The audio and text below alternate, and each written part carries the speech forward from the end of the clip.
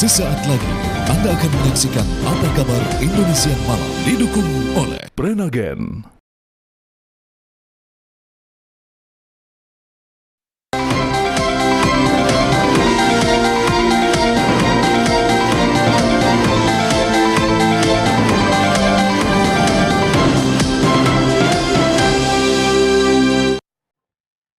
Assalamualaikum warahmatullahi wabarakatuh. Halo, selamat malam pemirsa. Apa kabar Anda hari ini? Seperti biasa saya Caca Anissa dan juga Agita Malika menemani Anda di Apa Kabar Indonesia Malam. Pemirsa, malam hari ini saya akan ajak Anda untuk melihat ini apa nih evaluasi dari debat perdana yang sudah kita gelar beberapa waktu lalu pemirsa.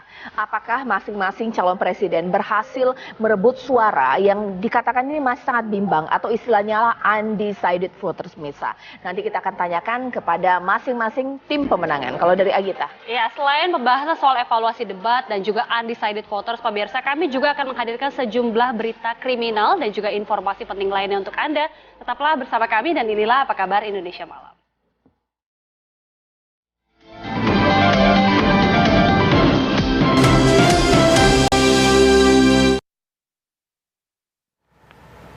Pemirsa, calon presiden nomor urut 2 yang juga merupakan Ketua Umum Partai Gerindra hari ini mengikuti Rakornas ataupun Rapat Koordinasi Nasional di G-Expo Kemayoran, Jakarta Pusat pada hari ini. Prabowo Subianto tiba di lokasi sekitar pukul 14.35 waktu Indonesia Barat. Kehadiran Prabowo disambut peserta Rakornas yang terdiri dari berbagai unsur internal dari partai, serta jajaran Dewan Pembina, Dewan Pakar, para caleg hingga pengurus di tingkat cabang. Agenda utama Rakornas kali ini membahas strategi pemenangan Prabowo Gibran di Pilpres serta pemenangan Partai Gerindra di Pileg 2024. Ya, Rakornas Partai Gerindra ini diperuntukkan bagi internal partai. Bahkan cawapres Prabowo, yakni Gibran Rakabuming Raka, tidak diundang di acara tersebut. Menghadapi pesta demokrasi yang sudah di depan mata, posisi Partai Gerindra terbilang penting. Sebab selain Partai Gerindra sebagai salah satu partai politik peserta pemilu 2024, sang Ketua Umum Prabowo Subianto juga maju dalam kompetisi Pilpres mendatang.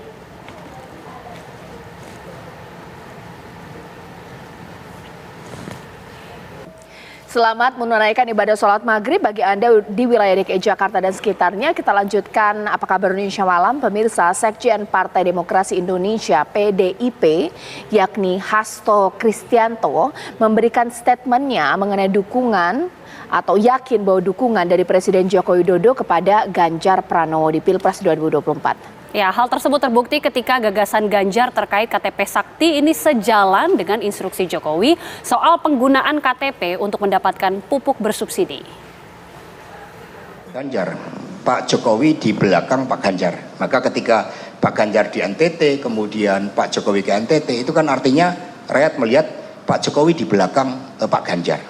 Maka hal-hal yang baik dari Pak Jokowi disempurnakan, diperbaiki, dinaikkan daya kegunaannya bagi kepentingan rakyat. Apa yang disampaikan oleh Pak Ganjar tentang KTP Sakti ternyata senafas dengan apa yang disampaikan oleh Presiden Jokowi. Bahkan dari polling yang kami lakukan, mencermati seluruh pemberitaan suara-suara dari rakyat di dalam debat kemarin menunjukkan bahwa Pak Prabowo bukanlah Pak Jokowi. Itu Pak Prabowo tampil pada jati dirinya yang selama ini mencoba untuk dipoles dengan gemoy, tetapi debat telah mengembalikan suatu karakter asli dari Pak Prabowo sehingga Pak Prabowo bukanlah Pak Jokowi. Calon Presiden nomor urut 3 Ganjar Pranowo ini kembali menjadikan isu ibu kota negara sebagai titik balik bila dirinya dan juga Mahfud MD adalah pasangan penerus program Presiden Joko Widodo. Benar sekali, di debat calon presiden Ganjar menanyakan komitmen capres nomor urut 1 yakni Anies Baswedan terhadap pembangunan IKN.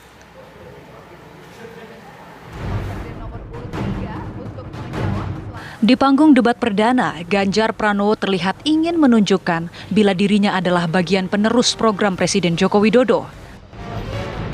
Ganjar seakan tak ingin turut bersaing menjaring suara di kolam sempit bersama Anies Baswedan dengan membiarkan Prabowo Subianto sendiri menangkap hati pecinta Jokowi. Ganjar pun memanfaatkan peluang itu saat diberi kesempatan bertanya ke pesaing Anies Baswedan. Ganjar tancap gas menyenggol Anies soal pembangunan ibu kota Nusantara. Mas Anies, dengan berbagai kondisi yang ada di Jakarta, traffic jam, orang bermigrasi, bagaimana polusi yang terjadi. Saya pengen dapat statement yang clear dari Mas Anies. Apa pendapat Mas Anies ketika kemudian Indonesia sentris itu ingin dibangun, mimpi besar anak bangsa sejak presiden sebelumnya ingin dibangun untuk memindahkan ibu kota dari Jakarta ke IKN. Tapi sebagai satu-satunya capres pengusung perubahan, Anies tentu sudah menyiapkan jurus tangkisan. Anies seakan tak berhitung Jokowi efek yang bisa saja kian menggerus elektabilitasnya. Kalau ada masalah jangan ditinggalkan, diselesaikan. Itu filosofi nomor 1. Jadi ketika di Jakarta menghadapi masalah, maka masalah lingkungan hidup, masalah lalu lintas, kepadatan penduduk, ini harus diselesaikan. Ditinggalkan tidak kemudian membuat otomatis selesai. Justru ini yang harus dibereskan. Kalau kami melihat, begitu kita bicara lalu lintas, kontribusi aparat sipil negara di dalam kemacetan itu hanya 4-7%. Jadi nggak akan mengurangi kemacetan di sini. Yang kedua, soal lingkungan hidup. Kalau yang pindah itu pemerintah, bisnis, keluarga masih tetap di sini, masih tetap ada masalah. Karena itu kami berpandangan, masalah yang di Jakarta harus diselesaikan dengan transportasi umum yang dibangun. Kemudian yang kedua, menambah taman yang dibangun, transportasi umum berbasis elektrik. Dan itu semua dikerjakan untuk membuat Jakarta menjadi kota yang nyaman, aman, kota yang membuat kita bisa hidup dengan sehat. Itu terkait dengan Jakarta. Jadi, jangan kita meniru pemerintah Belanda. Mereka punya kota tua. Ketika kota tua turun permukaan, mereka pindah ke selatan, bikin di sekitar Monas. Ditinggalkan, masalah tidak diselesaikan. Kita harus menghadapi masalah dengan menyelesaikan. Lalu yang kedua, terkait dengan IKN. Ketika kita memiliki masalah yang masih urgen di depan mata kita, di Kalimantan sendiri, kebutuhan untuk membangun sekolah yang rusak sangat banyak. Membangun kereta api atau jalur tol antar kota di Kalimantan itu urgen. Yang merasakan dari uang itu siapa? Rakyat. Sementara yang kita kerjakan hanya membangun tempat untuk aparat sipil negara bekerja, bukan untuk rakyat dan bukan pusat perekonomian. Ganjar pun terus memburu, bukankah IKN sudah diatur undang-undang? Mengapa Anies kontra? Sebab tujuan Jokowi membangun IKN adalah mulia, menyiapkan masa depan bangsa.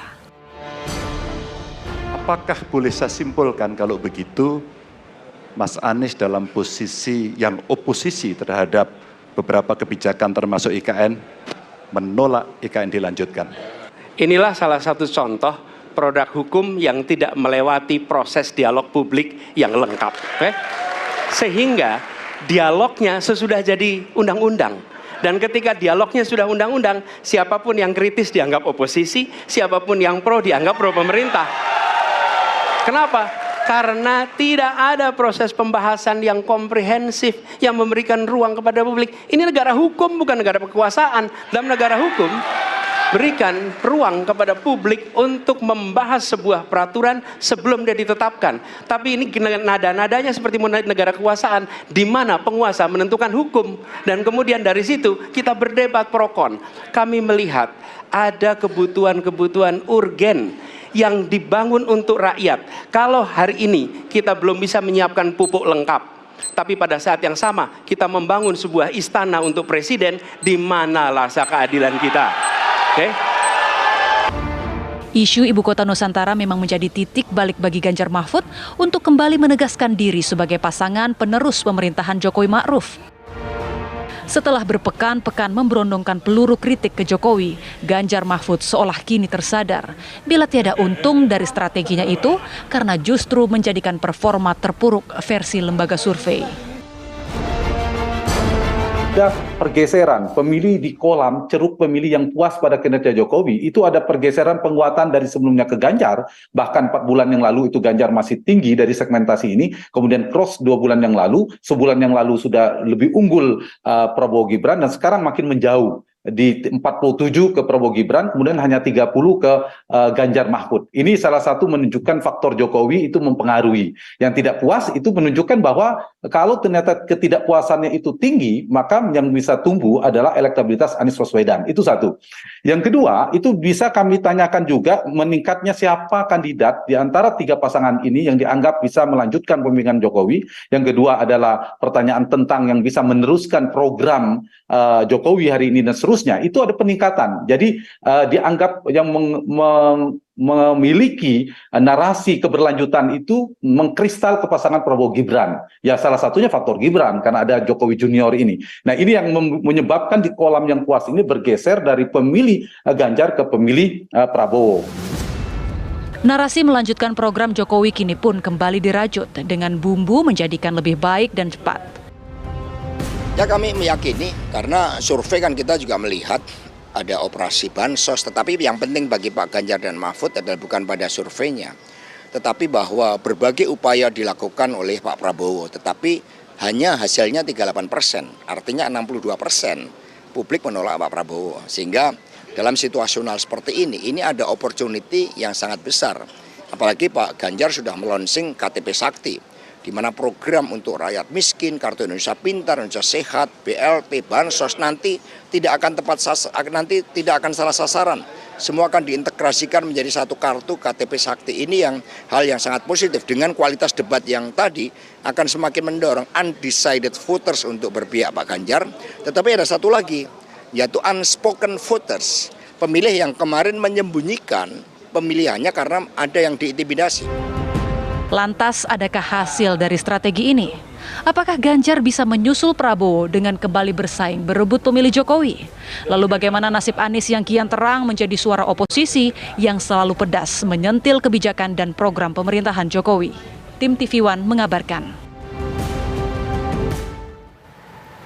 Pemirsa, Presiden Joko Widodo menanggapi pernyataan salah satu calon presiden dalam sesi debat pertama Capres Pemilu 2024 yang menyebutkan indeks demokrasi turun.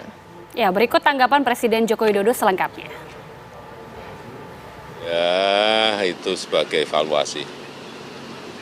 Tetapi yang jelas kita ini kan tidak pernah melakukan pembatasan apapun dalam berbicara, dalam berpendapat. Ada yang maki-maki presiden, ada yang caci maki presiden, ada yang merendahkan presiden, ada yang menjelekan juga biasa-biasa saja. Di Patung Kuda, di depan istana juga demo, juga hampir setiap minggu, setiap hari juga ada, juga nggak ada masalah.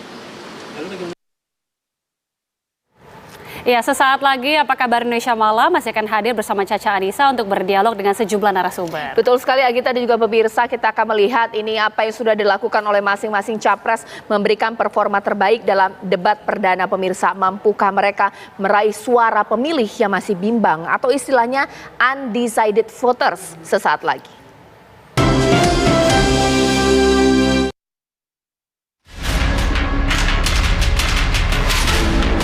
Debat perdana Capres yang digelar di gedung KPU Pusat Selasa lalu berjalan seru dengan tensi yang cukup tinggi. Debat Pilpres menjadi penting karena tidak hanya menjadi kesempatan kepada Capres untuk menyampaikan visi misi kerjanya, tetapi juga bisa mempengaruhi perolehan suara pemilih. Ketika satu daerah mengatakan di tempat kami, debat ini juga diyakini bisa menentukan para pemilih untuk tetap atau berpaling dari jagoannya. Seperti diketahui, hasil jajak pendapat Litbang Kompas yang belum lama ini dirilis menunjukkan ada 28,7% responden yang belum menentukan pilihan atau undecided voters pada pemilu 2024. Lantas, akankah pasca debat ini menjadi sarana bagi undecided voters untuk menentukan pilihannya? Sejauh mana strategi tim pemenangan para capres-cawapres meraup suara mengambang yang prosentasi mencapai 24,9%? Tim TV One mengabarkan. Ya, itu yang akan saya bahas di Apa Kabar Indonesia Malam. Mohon maaf pemirsa, ini jatuh kertas saya. Tidak mengapa. Ya, di Apa Kabar Indonesia Malam pemirsa, kalau tadi kita sudah menyaksikan Breaking News TV One, sekarang ayo kita kembali kembali ke topik yang akan saya bahas di Apa Kabar Indonesia Malam. Soal Pilpres 2024 ini sayang sekali untuk kita lewatkan. Bahkan kita sudah menggelar debat perdana. Apa evaluasinya? Berhasilkah seluruh calon presiden ini berebut hati pemilih? Tapi sebentar, bukan seluruh hati pemilih, tapi yang saat menjadi krusial adalah suara pemilih yang masih bimbang, yakni adalah undecided voters, pemirsa. Saat ini sudah bersama dengan, atau saya sudah bersama dengan 3 narasumber saya di studio TV One, pemirsa. Di ujung sana ada Mas Pangi Syarwi. Selamat malam, assalamualaikum Mas Pangi. Salam malam, Ya. Mewakili tim dari Amin di sini sudah ada Mas Semi, Mas Usama, Abdul Aziz. Assalamualaikum. Dan juga mewakili Prabowo Gibran, Mas Dede Prayudi. Selamat malam, assalamualaikum. Saya juga sudah tersambung dengan tim dari Ganjar Mahfud, yakni Bang Miftah Sabri. Wah, ini senior saya ini, Bang Miftah. Selamat malam. Udah makin panjang ini. Satu alma mater, ini mah ngobrol. Udah tumbuh kumisnya ini. Bang Miftah, malam Bang Miftah. Assalamualaikum. Ya, oke. Di segmen pertama saya ingin menguji, ya. Saya lagi di atas gunung ini, dari Kendal ini. Ya. Oke, sekarang saya ingin menguji tingkat PD dari masing-masing tim pemenangan. Berhasilkah merebut undecided voters? Mungkin saya ingin ke Bang Miftah terlebih dahulu. Yakin nggak sih Ganjar Mahfud bisa berebut hati undecided voter dengan jawaban di debat perdana kemarin? Saya pikir yang terjadi itu sebenarnya bukan undecided voters. Kita juga punya analisa di internal. Kami justru melihat ini adalah secret voters. Jadi voters-voter yang merahasiakan pilihannya karena pada mulanya mereka adalah mendukung Mas Ganjar, tapi bingung kenapa kok Pak Jokowi melakukan manuver dengan Jokowi Junior, tadi bahasanya Mas Hanta menjadi wakilnya Pak Prabowo.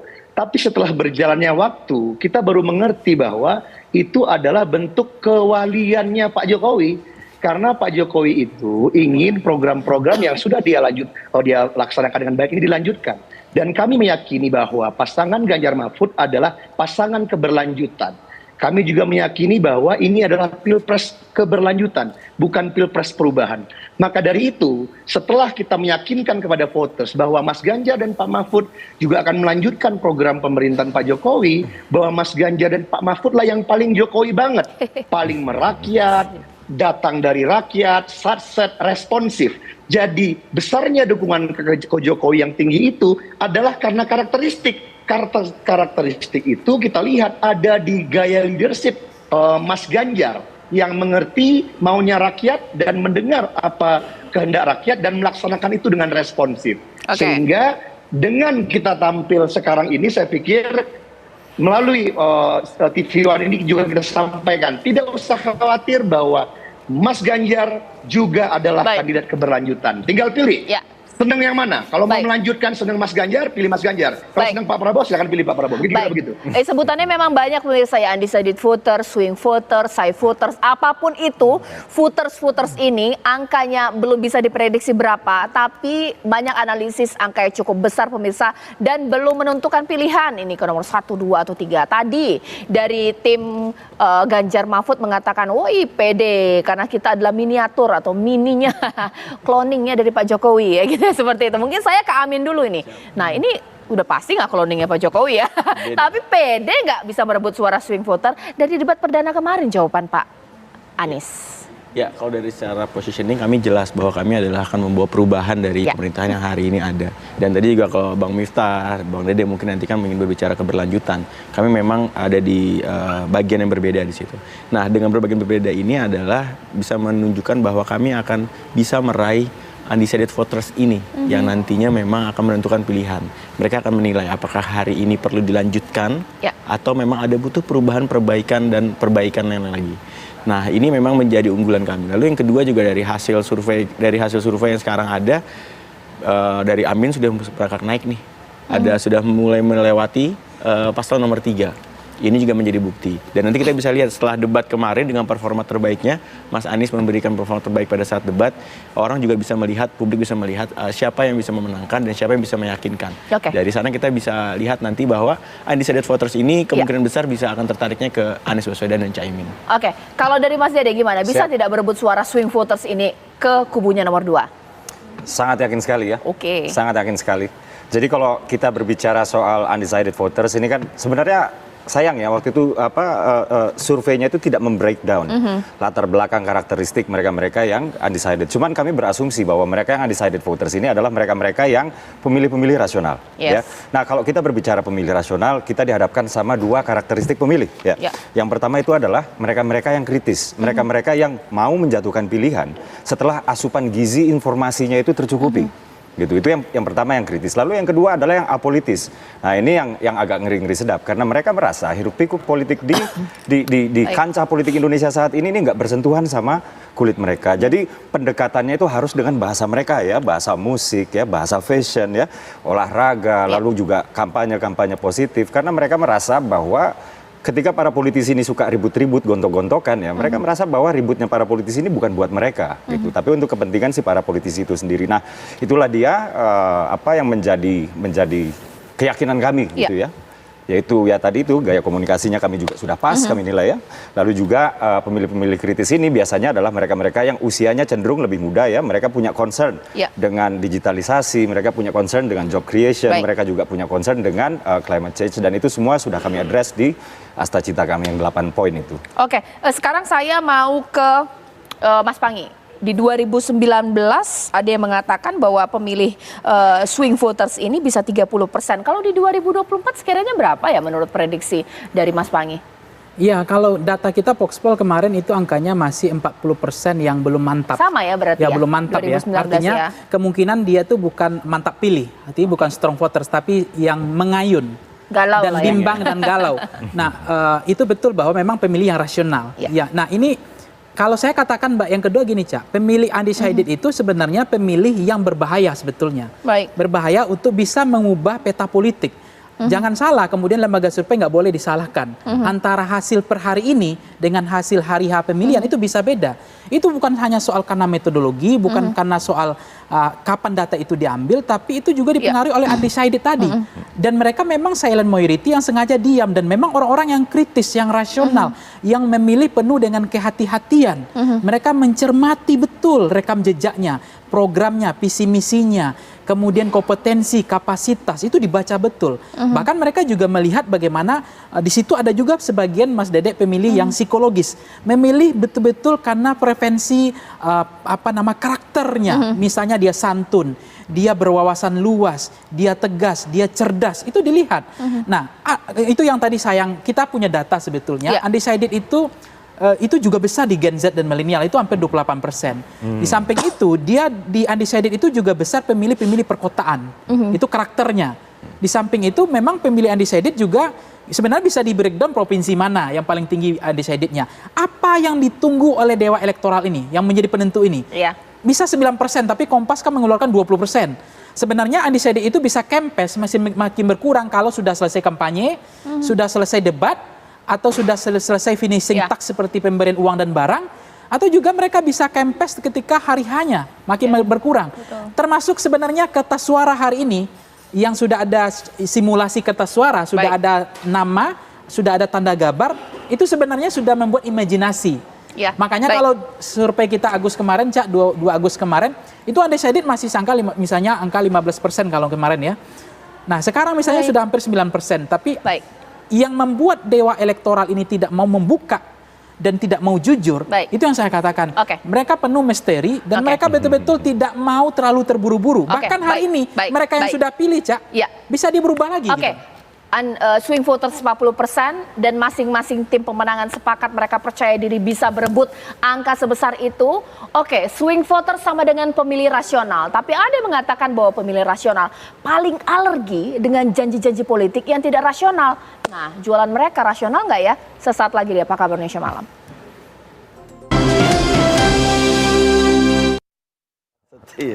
Sekarang saya ingin ke Mas Pangi terlebih dahulu. Mas Pangi, singkat saja masing-masing satu kalimat. Apa contoh kebijakan yang diucapkan ketika debat perdana dari masing-masing capres yang dianggap tidak realistis? Karena kalau swing voters pasti pemilih rasional. Kalau nggak realistis ngapain mereka pilih? Contohnya mungkin untuk Prabowo Gibran terlebih dahulu mungkin.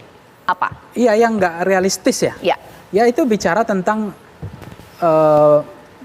persoalan yang beliau tidak mengatakan HAM itu tidak bisa diselesaikan. Oke. Sebenarnya itu kan bisa diselesaikan. Nah, cuma memang agak keberatan Pak Prabowo di situ. Jadi agak kesulitan sih menurut saya. Oke, dari Amin. Apa yang dianggap mungkin dari Amin? Apa kira-kira mungkin sekiranya ini akan jadi faktor swing voters tidak akan memilih dari Amin? Apa kritiknya apa? Ya, kalau bicara tema HAM, demokrasi sama kemudian penegakan hukum, ya yang tidak rasional itu adalah soal penegakan hukum itu enggak kasus Papua tadi. Kasus Papua itu tidak seindah semudah yang dibayangkan gitu untuk menyelesaikannya. Tidak hanya Pak Anies kan menawarkan Papua itu selesai dengan hadirnya keadilan. Tapi itu menurut kita tidak segampang itu, dan saya sepakat bahwa tidak semudah itu memang bahwa itu agak kurang rasional. Kalau dari jawaban Ganjar?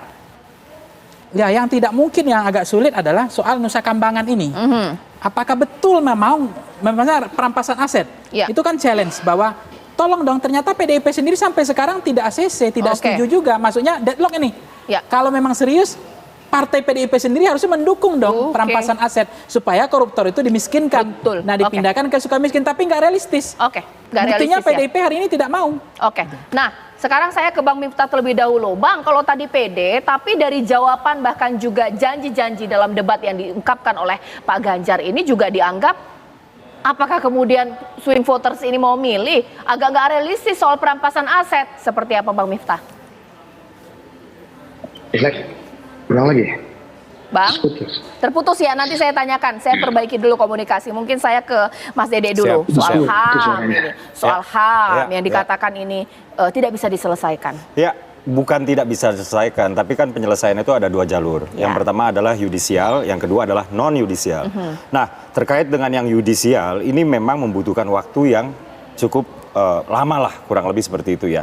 Karena kita berbicara soal 12 pelanggaran HAM berat ya, yang sudah diakui oleh Pak Jokowi 2023 ini gitu. Nah, sementara ini masih berjalan, kan korban-korban ini kan membutuhkan perhatian juga. Nah, inilah yang disebut dengan penyelesaian yang non-yudisial itu gitu. Dan saya ingat sekali waktu itu sebelum Pak Jokowi itu membacakan 12 pelanggaran HAM berat di masa lalu ya, itu dilakukan sebuah investigasi oleh sebuah badan yang disebut PPHAM. PPHAM ini sendiri dibentuk Pak Jokowi tahun lalu ya, dan Pak Prabowo ya dengan narasi keberlanjutannya ini sudah memastikan bahwa PPHAM ini tidak akan dibubarkan, akan dilanjutkan kerja-kerjanya ya untuk menyelesaikan yang tadi itu secara dua kanal itu, yudisial dan non yudisial, kurang lebih seperti itu. Jadi bukan tidak bisa diselesaikan. Baik, kalau dari Mas Semi gimana ini? Papua permasalahannya hanya keadilan ya, nggak segampang itu. Kalau tadi Mas Fangi seperti apa? Ya, memang nggak segampang itu bila yang berbicara tidak punya political will. Tapi kalau memang berbicara itu punya political will dan terbukti pernah melakukan suatu keadilan di suatu tempat, itu bisa menjadi mudah dan bisa dilakukan hal itu. Bukti, saya nggak ingin bercuap-cuap aja, tapi pengen bukti bahwa JIS itu stadion itu ada yang tinggal di atas lahan tersebut, dan pada saat zamannya Pak Ahok, zamannya Pak Jokowi dan sebelumnya belum bisa terbangun. Kenapa? Karena ada permasalahan di situ, ada permasalahan lahan di situ. Tapi pada saat Pak Anies hadir, Pak Anies membuat keadilan bagi penghuni di sana. Akhirnya dibangunkan. Itu faktor keadilan pertama. Yang kedua, saya mau beri contoh juga soal keadilan di transportasi umum. Transportasi umum kita bicara Jaklingko. Jaklingko ini selama ini nggak ada yang bisa menghadirkan integrasi dan membangun Jaklingko transportasi yang masif di Jakarta ini. Bagaimana bisa ada? Kenapa bisa hadir? Karena ada 77 kali rapat, Mbak. Bayangkan 77 kali rapat akhirnya bisa menghasilkan sebuah program Jaklingko. Itu artinya ada political will dan ada keadilan antara pemerintah dengan operator yang menjalankan, yang pemilik Kopaja, Metro Mini, sehingga sekarang akhirnya semua bisa bergabung semua ke Jaklingko. Sebenarnya tergantung siapa yang berbicara dan siapa yang punya pengalaman di sini. Bila memang yang nggak punya pengalaman itu bicara, ya bebas. Dia bicara itu tidak semudah itu. Tapi bagi kami sangat percaya Mas Anies adalah orang yang mampu bisa melakukan itu. Baik, sekarang saya ingin ke Bang Miftah. Bang Miftah ini lantas bagaimana Bang Miftah bahwa apa yang dikatakan Pak Prabowo ketika debat juga tidak semua dianggap realistis ya? Kalau kita sederhana melihat ya, masyarakat itu sebenarnya maunya apa? Oke, masyarakat sudah puas dengan Pak Jokowi. Tapi bila rumah tangga kehidupan dari masyarakat kerjaan susah. Setelah kita analisis di tim ekonomi kita, kenapa ini semua? Ini karena korupsi. Beliau pendekar memberantas korupsi. Mas Ganjar ketika menjadi gubernur, beliau anti korupsi. pungli-pungli disikat. Nah, kalau korupsi ini serius, maka harga-harga itu bisa jadi murah karena inefisiensinya jadi hilang. Beras yang harganya 13-14 ribu bisa 10 ribu. Cabai yang 100 ribu karena nggak ada pungli-pungli lagi di jalan, mungkin bisa sekarang jadi 50-60 ribu saja. Jadi poinnya adalah bagaimana, kembali lagi yang tadi, yang undecided voters itu akan memilih siapa. Kami yakin akan memilih mana kandidat yang benar-benar fokus pada ekonomi masyarakat, menghasilkan pemerintahan yang bersih, hingga apa? Nggak ada lagi suap, orang gampang cari kerja, tidak ada lagi jalur-jalur lewat belakang suap-suap untuk sekolah, orang gampang mendapatkan harga-harga karena tidak ada lagi mafia-mafia untuk harga-harga bahan pokok. Jadi kuncinya yang akan memenangkan undecided voter siapa? Yang paling mengerti rakyat, yang tahu maunya rakyat, which itu ada di Mas Ganjar, dan bisa memberikan solusi ekonomi, memberikan harga-harga yang murah, menciptakan lapangan pekerjaan yang luas-luas. Simpel itu aja. Ketika pemimpinnya bisa melakukan pemberantasan korupsi yang proven, terbukti, masyarakat percaya, ekonomi tumbuh, lapangan pekerjaan terbuka, sehingga masyarakat bisa membeli harga-harga yang lebih murah. Jadi kita yakin Mas Ganjar dan Pak Mahfud adalah penerus dari Pak Jokowi yang terbaik, penerus asli dari Pak Jokowi yang akan menjadi kandidat ekonomi, akan ambil semua itu undecided voter satu. Undecided voter tadi itu untuk Ganjar Mahfud. Kira-kira gitu, Mbak. Oke, Mas Panggi, debat yang berlangsung cuma beberapa jam, tapi menjadi indikator penting membuat para pemilih swing voter tadi untuk menentukan pilihan. Selain konten, seberapa besar sih faktor pesona dalam hal ini? Ya, sebetulnya kalau kita melihat kemarin kan ada dua konteks ya. Pertama adu gagasan. Yes. Kalau saya jujur adu gagasan kemarin saya melihat Anies leading di gagasan, pikiran. Tapi pada konteks untuk adu gimmick, ada kemudian dipotong-potong di Instagram ya, di jadi TikTok, memes jadi gitu meme, ya, kemudian viral. ada itu kan kemarin debat itu ada 3 karakter ya, gagasan ada, nyentriknya juga ada, politik saling sindirnya juga ada, saling kritik juga ada, saling evaluasi juga ada, saling main mulutnya manyunnya itu loh. Itu Prabowo kan gitu-gitu kan diserang waktu itu bahwa Pak Prabowo nggak tahan oposisi karena nggak bisa berbisnis. Lalu mulutnya Pak Prabowo kan kayak manyun ya, kayak dia ngeledek gitu kan. Tapi itu lucu. Kemudian bilang Mas Anies misalnya kan, sorry ye. Nah itu bagi Gen Z milenial itu juga penting. Tapi ada juga Gen Z milenial sebagian yang saya tanya di kampus di kelas-kelas saya, ini terlalu banyak gimmick. Justru mereka nggak respect, nggak ada penghormatan, dianggap nggak santun, dianggap oh ini kok terlalu nggak serius. Kita milih pemimpin yang harus punya gagasan yang serius gitu. Jadi sebenarnya itu yang kedua. Yang ketiga gini, Ca. Kalau untuk kemudian men-challenge karena dia memainkan isu perubahan, memang Anies kemarin siap tanding untuk men-challenge. Karena dia berpikir keras dengan isu perubahannya. Iya. Nah, sementara Pak Prabowo dia lebih banyak kepada mengamini dan melanjutkan. Sehingga memang terlihat Pak Prabowo kemarin itu adalah dia seperti menjelaskan semua keberhasilan Pak Jokowi. Dan itu strategi. Karena Pak Prabowo hampir lupa menjelaskan rekam jejaknya sendiri. Karena sibuk dengan rekam jejaknya Pak Jokowi. Mungkin dia ingin memastikan linkage engagement soal keberlanjutan. Dan keberlanjutan itu adalah Pak Jokowi gitu. Nah, persoalannya dengan Mas Ganjar kehilangan positioning.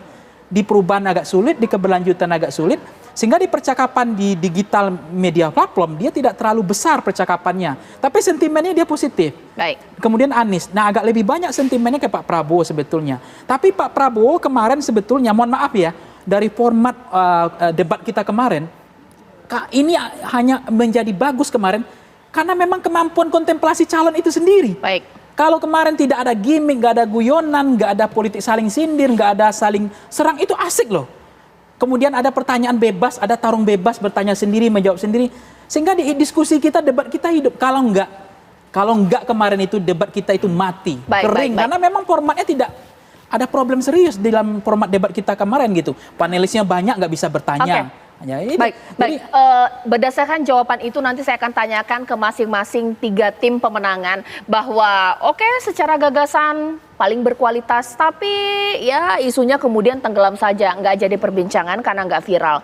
Tapi yang viral juga dikritik terlalu receh. Sesaat lagi ya di Apa Kabar Indonesia Malam.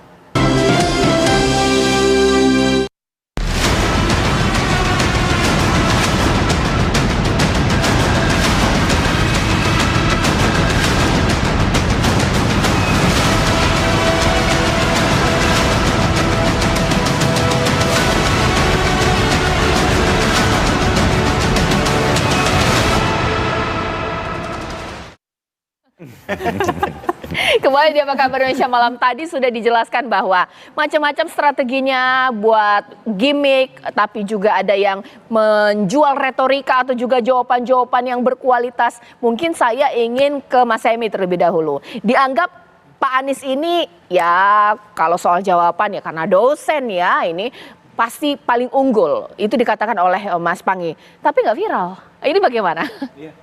Jadi memang kami Pak Anies ini fokus untuk menjadi calon presiden, bukan pildacil ya, yang memang harus butuh banyak gimmick dan hal-hal lainnya. Jadi kita memang Pak Anies ini memang fokus di situ dan substansinya diperkuat. Jadi memang kita ingin melanjutkan hal itu terus ke depan untuk Mas Aniesnya. Dan hal-hal yang memang selama ini menjadi permasalahan di bangsa ini akan terus kami angkat.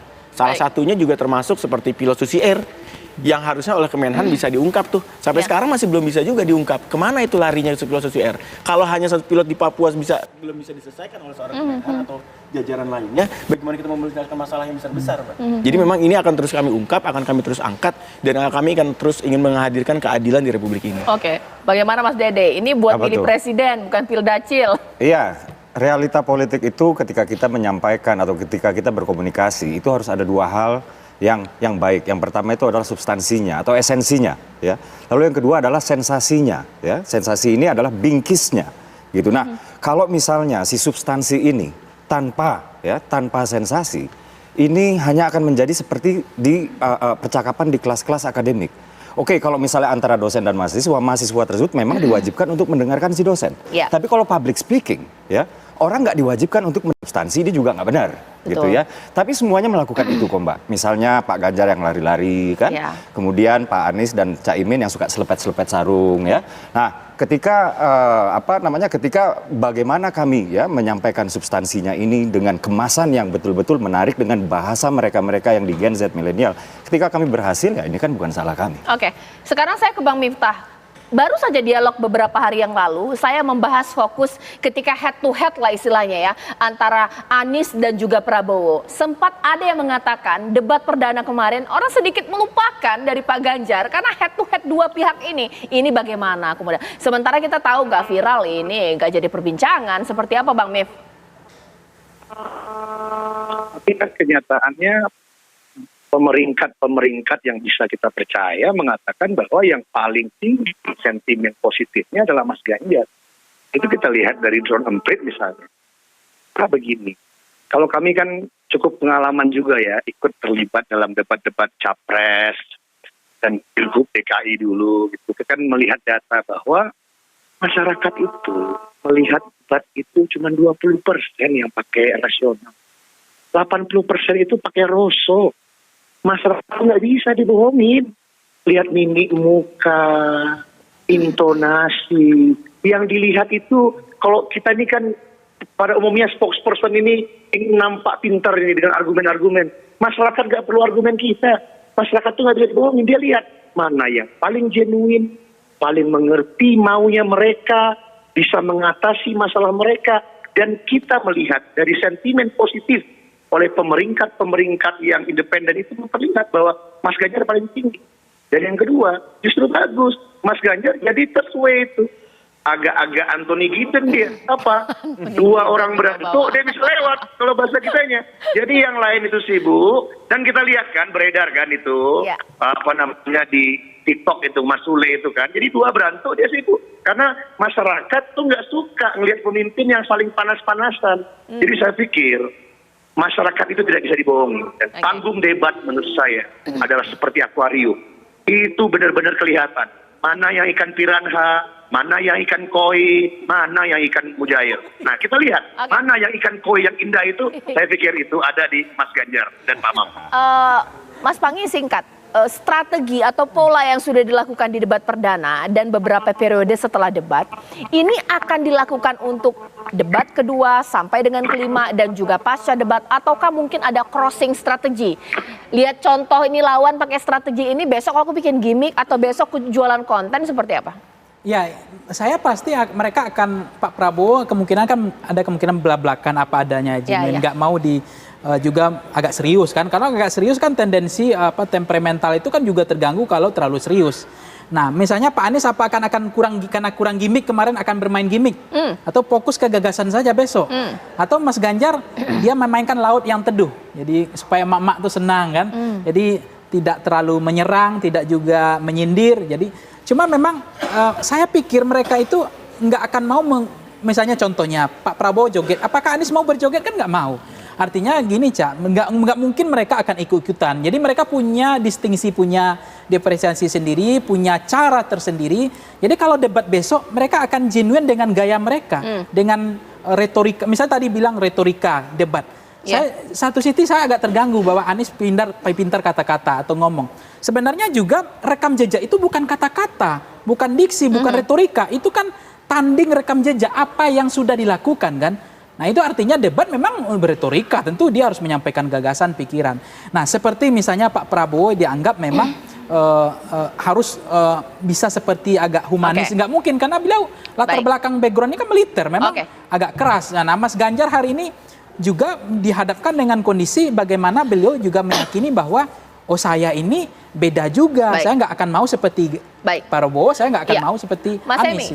Ketika dikatakan, wah kita akan sama memberikan dialog yang berkualitas. Kalau nanti debat periode berikutnya main gimmick, itu bagaimana? Karena mungkin, kayaknya boleh juga ya contoh strategi lawan. We'll see, tapi kita akan tetap kuatkan tentang substansi kita. Oke, kalau dari Mas Dede gimana? Besok-besok jangan tiba-tiba serius lagi nih Pak Prabowo. Gimana? Pak Prabowo itu orang yang suka banget bercanda. Mas Miftah kenal dengan Pak Prabowo, saya tahu betul. Dan Pak Prabowo itu he's just being genuine ya, Pak Prabowo itu dengan jogetnya atau dengan begininya ya, karena Pak Prabowo itu sudah suka joget Gatot Koco itu sudah lama sebetulnya gitu. Jadi Pak Prabowo is just being Pak Prabowo aja sih. Nggak dikurang-kurangi gimmicknya gitu debat berikutnya. Bahkan Pak Prabowo pernah ya, ini pengakuan Mas Budiman sendiri yang ada di acara saat itu, dibisikin sama Mas Budiman Sujatmiko, Pak sesekali nggak apa-apa lah disenggol si A atau si B gitu. Pak Prabowo-nya nggak, saya nggak mau nyerang-nyerang. Jadi Pak Prabowo is just being Pak Prabowo, dia begitu genuine kok. Oke, Bang Mif seperti apa? Karena kemarin itu head to head Anies dengan Pak Prabowo. Apa jangan-jangan di debat berikutnya ini mungkin minta juga ini lebih menyerang lagi supaya head to head, bagaimana Bang Mif? Atau mungkin jadi bergimik? Tapi gini ya, at the end pada akhirnya semua ini tentang karakter. Dan debat ini nggak bisa bohong. Kandidat akan tampil dengan karakter asli. Kalau dia terpojok, bagaimana respon? Kalau dia tersudut, bagaimana? Nah ini akan dilihat oleh masyarakat. Sosok yang seperti apakah mereka yang adem, sejuk. Karena pada akhirnya masyarakat yang menilai. Mana pemimpin yang benar-benar bisa hadir untuk menyelesaikan masalah dia. Jadi menurut saya panggung debat ini harus bisa memperlihatkan mana kandidat yang bisa menyelesaikan masalah masyarakat hari. Masalah sehari ini apa? Udah puas dengan pemerintah, benar. Tapi ekonomi kesehariannya belum. Maka dari itu, Mas Ganjar dan Pak Mahfud sedikit korupsi, sehingga harga-harga jadi murah, kerja jadi mudah, tidak ada lagi jalur-jalur pintu belakang untuk sogok sana, sogok sini, untuk biar dapat kerja. Hanya itu aja.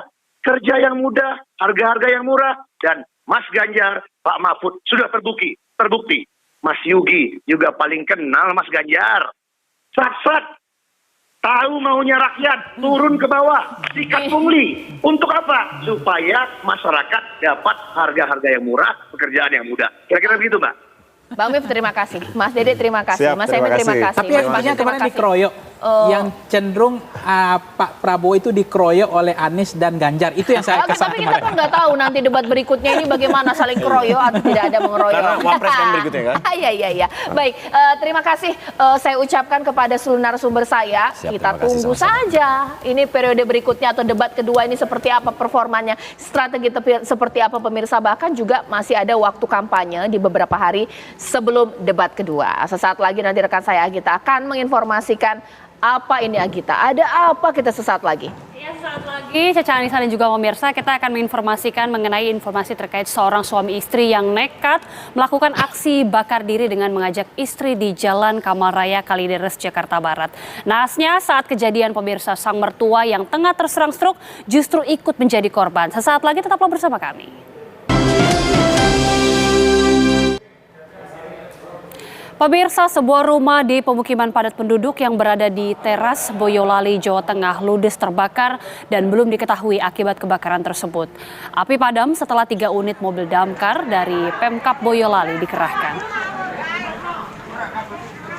Inilah pemirsa video amatir saat terjadinya kebakaran rumah di Teras Boyolali, Jawa Tengah pada Jumat siang. Dalam video tersebut terlihat asap keabu-abuan keluar dari sebuah rumah dan warga berjibaku berusaha untuk memadamkan api. Menurut keterangan warga, kebakaran terjadi pada jam 10.30. Tiba-tiba ada asap dari rumah tersebut. Lalu warga berusaha memadamkan dengan alat seadanya. Karena tiupan angin cukup besar dan rumah terbuat dari kayu, ini membuat api terus membesar. Api padam setelah mobil damkar milik Pemkab Boyolali tiba di lokasi. Tidak ada korban jiwa dalam kebakaran tersebut, namun kerugian mencapai 200 juta rupiah.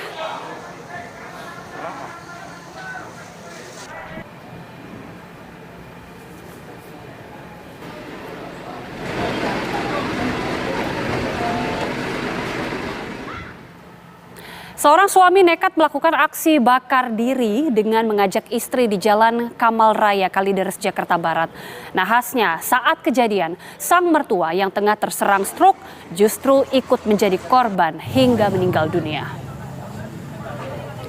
Sebuah rumah warga di Jalan Kamal Raya, Tegal, Alur, Kalideres, Jakarta Barat terbakar.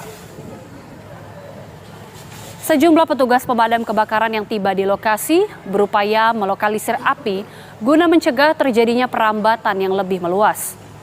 Kebakaran ini terjadi diduga akibat sang suami yang dekat atau dengan sengaja membakar rumah tersebut usai terlibat cekcok dengan sang istri. Dari keterangan pihak keluarga, suami ini kerap melakukan kekerasan dalam rumah tangga hingga istri meminta cerai. Sampai pada akhirnya pelaku mengajak istri untuk bakar diri. Namun nahas, kobaran api turut mengenai orang tua istri yang tengah terbaring akibat terserang stroke. Korban pun tewas dengan luka bakar hampir 100%. Sementara 2 pasangan suami istri yakni Rudi dan Royani mengalami luka bakar 35%. Jenazah korban dibawa ke RSCM Jakarta Pusat untuk autopsi. Sementara 2 orang pasangan suami istri masih mendapatkan perawatan medis di RSUD Cengkareng, Jakarta Barat.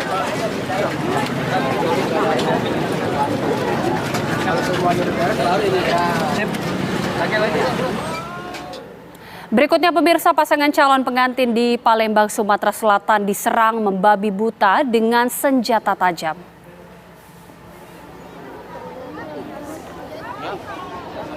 Inilah video amatir yang diambil warga sesaat setelah kejadian pembunuhan pasangan calon pengantin di Palembang.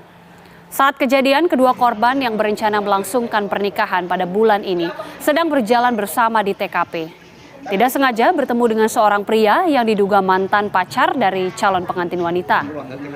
Dengan menggunakan senjata tajam, pelaku langsung menyerang keduanya hingga perempuan bernama Agus Pita, 26 tahun, mendapatkan tikaman di dada dan perut. Saat itu Agus Pita meminta bantuan kepada calon suaminya yakni Farid. Tak hayal Farid juga diserang bertubi-tubi hingga roboh bersimbah darah di TKP.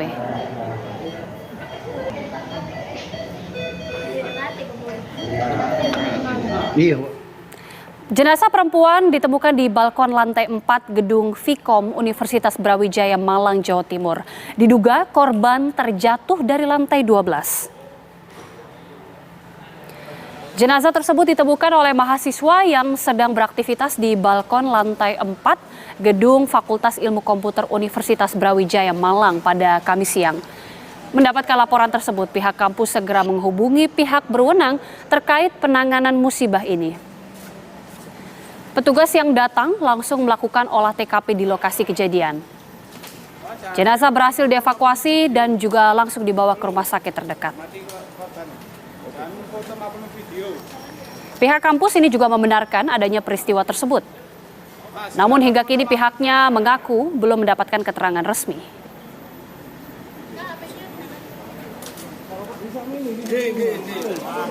Aman om, aman om.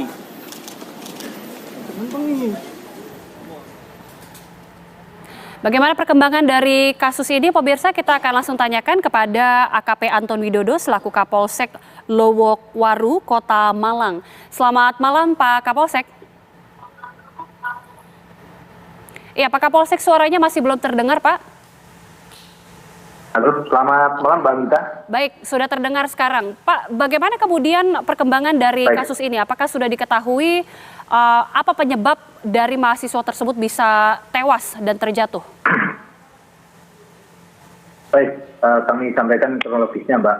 Itu pada hari Kamis, tanggal 14 Desember 2023, kira pukul 10.45, kami mendapatkan informasi dari pihak UB bahwa ada orang yang terjatuh dari lantai 12 di Vilkom. Kemudian kami melakukan olah TKP bersama-sama dengan tim Inavis, melihat bahwa benar ada seorang perempuan yang terjatuh.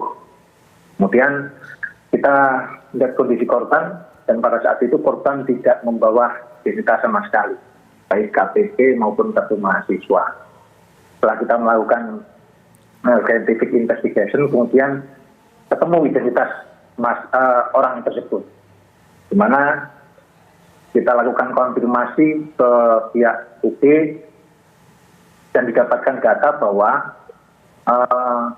orang tersebut pernah terdaftar sebagai mahasiswi di Fakultas MIPA di tahun 2018. Namun di tahun 2019 yang bersangkutan mengundurkan diri, dan ada surat pernyataan mengundurkan diri dan yang diketahui oleh pihak keluarga. Jadi terhitung sejak tahun 2019 korban ini sudah tidak lagi berkuliah di Universitas Brawijaya. Gitu, Mbak. Iya, artinya mahasiswa ini sudah bukan mahasiswi aktif dari kampus tersebut. Lantas Betul. Apakah mahasiswi ini bunuh diri, Pak, atau seperti apa? Baik, setelah kita menemukan korban di lantai 4, kemudian kita mendapatkan informasi dari security internal UB bahwa ada barang milik korban ada di lantai 12. Memang kebetulan gedung ini adalah gedungnya Vilkom, yang tingginya gedung itu di 12 lantai. Di lantai 12 ini tidak digunakan untuk aktivitas perkuliahan, hanya di situ digunakan sebagai tempat untuk olahraga, Mbak. Badminton, pingpong di situ. Nah, pada saat itu memang tidak ada orang yang ada di lantai 12, hanya ada cleaning service yang ada di tempat itu, mendengar ada lift yang terbuka, kemudian ada seperti langkah orang melangkah ke jendela di lantai 12. Ya, Nah, kita akan nantikan bagaimana perkembangan kasusnya ke depan, Pak. Kita akan nantikan bagaimana perkembangannya. Terima kasih sekali lagi Kapolsek Lowokwaru Kota Malang, AKP Anton Widodo sudah bergabung bersama kami di Apa Kabar Indonesia Malam, Pak. Kita ke informasi lainnya, seorang penjaga kambing di Kota Serang, Banten ditetapkan tersangka oleh polisi setelah memergoki dan melawan pencuri kambing. Apesnya pencuri kambing tewas setelah ditusuk pemilik kambing dengan gunting pada bagian dada. Pria bernama Muhyani ditetapkan sebagai tersangka oleh pihak Satreskrim Polresta Serang Kota setelah memergoki dan juga melawan pencuri kambing yang dijaganya. Peristiwa pencurian kambing itu terjadi pada Februari 2023 silam. Ketika itu menjelang subuh, warga kampung Katileng, Kota Serang, Banten tersebut memergoki dua orang pencuri yang sedang berusaha mencuri kambing yang dijaganya. Pencuri kambing mengeluarkan golok dari pinggang dan Muhyani bereaksi dengan menusukkan gunting yang dipegangnya tepat mengenai bagian dada pencuri. Si pencuri ditemukan oleh warga dalam kondisi tewas. Oleh polisi, Muhyani ditetapkan sebagai tersangka. Ia dijerat pasal penganiayaan hingga tewas dengan ancaman hukuman 7 tahun penjara.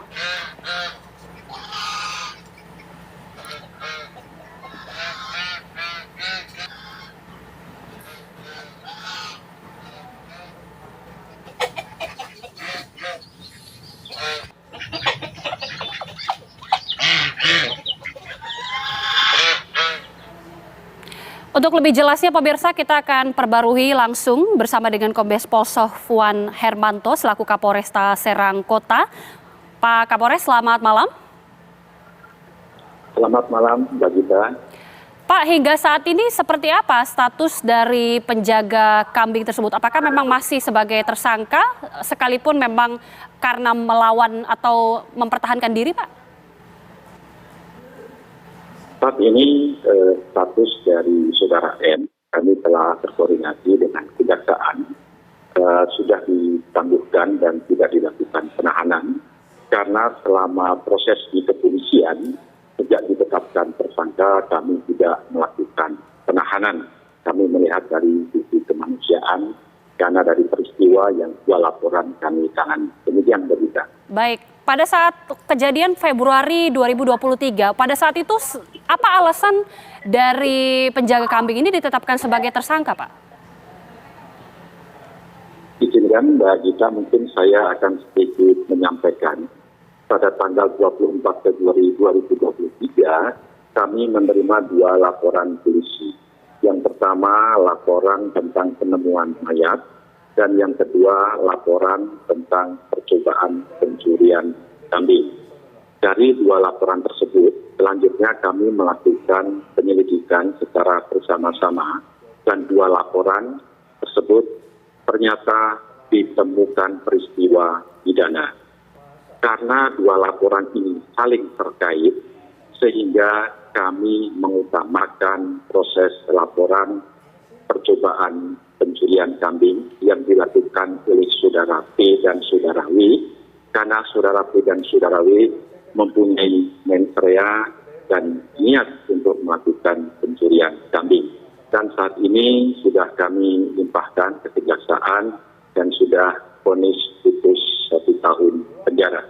Selama proses penanganan pencurian kambing, Saudara P kami tetapkan tersangka dan melakukan penahanan hingga pelimpahan. Namun pada kasus Saudara W, ini kami sebelum meningkatkan ke penyidikan, kami mencoba untuk mencarikan solusi apakah bisa ditempuh dengan restoratif justice. Namun berdasarkan Perpol nomor 8 tahun 2021 pada pasal 5 huruf F menerangkan bahwa perkara yang tidak dapat dilakukan restoratif justice diantaranya menghilangkan nyawa orang lain. Kemudian kami tingkatkan ke penyidikan supaya peristiwa ini lebih terang. Dari hasil penyidikan kami mengumpulkan 4 alat bukti. Di antaranya saksi sebanyak 8 orang, kemudian hasil otopsi dan visum et repertum, kemudian yang ketiga petunjuk yaitu kesesuaian keterangan antara saksi yang satu dengan saksi yang lain, termasuk barang bukti gunting dan keterangan ahli. Baik. Kami simpulkan dari alat bukti tersebut bahwa sekitar jam 03.25 di lokasi kandang kambing, Saudara M mengetahui Saudara W telah memasuki kandang kambing dan memegang kambing di bagian leher. Jarak antara Saudara M dengan Saudara W sekitar 5 meter. Kemudian Saudara M mengambil gunting gitarnya, menghampiri, mendekati, dan menusuk di bagian dada. Baik. Kami melakukan pemeriksaan kepada Saudara M, alasan kenapa melakukan penusukan terhadap Saudara W. Menurut keterangan Saudara M bahwa Saudara W memegang golok. Baik, Pak Kapolres, terima kasih atas penjelasannya. Memegang.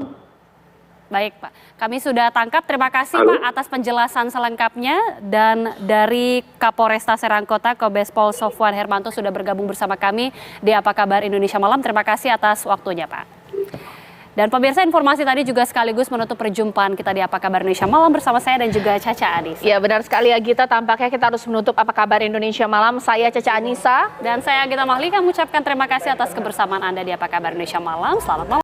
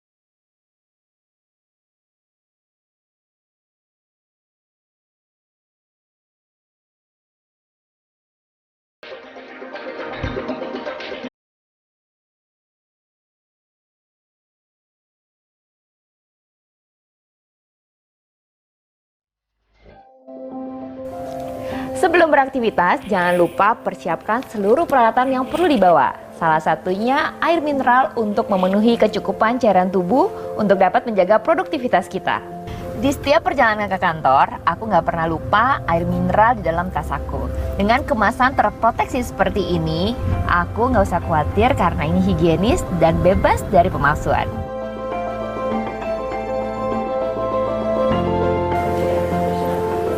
Le Mineral dilengkapi dengan 3 proteksi berlapis, segel di kemasan tutupnya, ring pengaman, dan botol yang keras sebelum dibuka.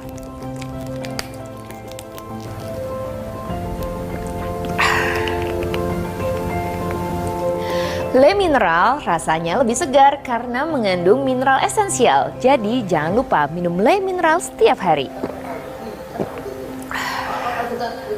Rasanya nggak bikin enak.